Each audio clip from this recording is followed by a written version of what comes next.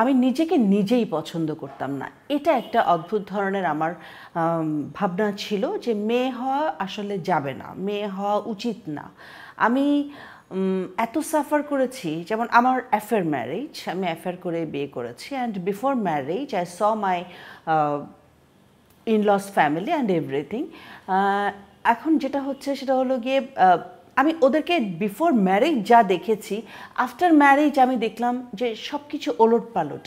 আমি যাদেরকে দেখেছি তারা সেরকম নয়, এবং আমার যে ডিগনিটিটা, আমি মানে ব্যাপারটা হচ্ছে এরকম যে তুমি যেখানের মেয়েই হও না কেন, তুমি এখানে বউ, তুমি এটা করতে হবে।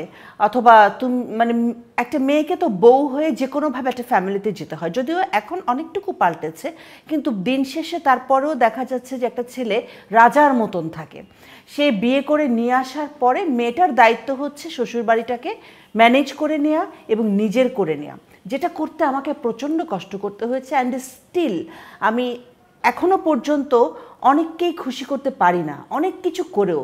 যে জিনিসটা হয়তো আমি আমার আমার বাসায় এমনিতে যে ফ্রেন্ডসরা আসে তাদের জন্য আমি যদি করে থাকি, যতটুকু আদর পাই, যতটুকু স্নেহ পাই, ওই স্নেহটা আমি মানে আমার ইনলর ফ্যামিলি বা আমার শ্বশুরবাড়ি বা আমার বাবার বাড়ি সবাই মনে করেন যে এটা ওদের প্রাপ্য, এটা ওদের পাওয়া উচিত।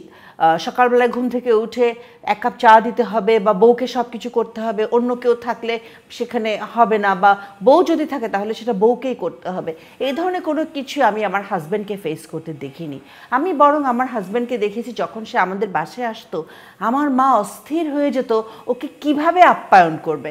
তারপর আরও কতগুলো ব্যাপার আছে, যেমন আমার খুবই নোংরা লাগে এই জিনিসগুলো, দাদার মতন হয়েছে, এর মতন হয়েছে, ওর মতন হয়েছে।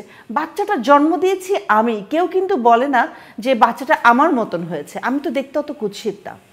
তো এই যে মানে এই জিনিসগুলো দেখেছি। তারপর দেখেছি যে হাজার চেষ্টা করছে, তারপরেও পারছে না কনভিন্স করতে, কোনোভাবেই হচ্ছে না। ওদের মেয়ের সাথে ওরা একরকম, কিন্তু বউয়ের সাথে সম্পূর্ণ অন্যরকম।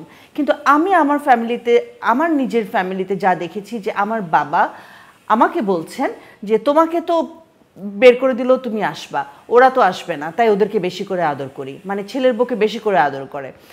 এইরকম একটা জায়গা থেকে আমি যখন আমার নিজের উপরে সমস্ত রেসপন্সিবিলিটিস চলে আসলো, আমার যখন অসম্ভব মিষ্টি মিষ্টি করে কথা বলার পরেও, সব কিছু মেনে নেওয়ার পরেও আমি দেখতাম যে না, ওদের শুকরানা আদায় হচ্ছে না, কোনোভাবেই হচ্ছে না, তখন আমার মনে হচ্ছিল মনে মনে ভেতরে ভেতরে, এটা হচ্ছে একেবারে আগের দিকের কথা, যখন আমার বিয়ে হয় 2002-তে। তো আমি তখন একেবারেই চাইনি আমি কনসিভ করার পরে আমার মেয়ে হোক, আমি একেবারেই চাইনি। আমি আল্লাহর কাছেও চেয়েছিলাম যে আল্লাহ তুমি আমাকে একটা ছেলে দিও। আমি আমার মেয়েকে মানে মেয়েরা প্রিন্সেস থাকে, কুইন হয়ে খুব কমই যেতে পারে, একটা ফ্যামিলিতে কুইন হয়ে খুব কমই থাকতে পারে, বাট প্রিন্সেস হয়ে থাকে সে তার বাবার ফ্যামিলিতে, বাট নট মানে কুইন হতে গেলে তাকে অনেক আসলে কষ্ট করতে হয়। সেই কষ্টটা আমি আমার বাচ্চাকে দিতে চাইনি।